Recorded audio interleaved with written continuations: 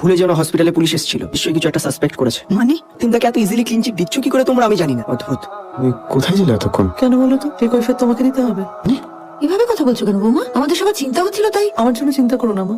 এই যে তোমার রেপিস্ট ছোট ছেলে বসে আছে, তাকে নিয়ে ভাবো কাজে দেবে। কি বলছো? ও কি বলছো? ও কার সামনে কি বলছো? তোমার সামনে কি বলছি বুঝতেই পারছো না?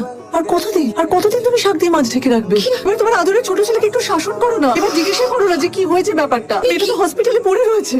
এই সম্পরা কি বলছো? একটা অ্যাক্সিডেন্ট হয়েছে তো, এখন তো ঠিক আছে। অ্যাক্সিডেন্ট? পরে তোমার মনে হয় অ্যাক্সিডেন্ট না? তোমাকে তো আমি সব বলেছিলাম। কি আশ্চর্য, নন্দিনী বাথরুমে গিয়ে পড়ে গেল, আমার রুকু নামে দোষ হলো? না না না না, তোমার ছোট ছেলের কোনো দোষ নেই, দোষ সব নন্দিনী। মিথ্যে কথা বলেছে, মিথ্যে কথা। নন্দিনী মিথ্যে কথা বলছে, আমি মিথ্যে কথা বলছি, আর সঙ্গে সত্যি কথা কে বলছে? তোমার সত্যবাদী যুধিষ্ঠির ছেলে। আচ্ছা না, ঠিক আছে, নন্দিনী সত্যি কথা বলেছে। খুশি? কি করবে বলো? কি চাও তুমি বলো? কি চাও? আমার ছেলেকে ফাঁসিতে ঝুলাবে? আর কতদিন তুমি এভাবে চালাবে? পড়াশোনায় ভালো হলেই, একটা ভালো চাকরি পেলে যে ভালো মানুষ হয় না, এটা তো তুমি জানো না। ভিতরের শয়তানটাকে কি করবে? একটা অমানুষ তৈরি করেছো। বাস, এনাফ ইজ এনাফ। তুমি কিছু বলবে না? আমি কি করবে?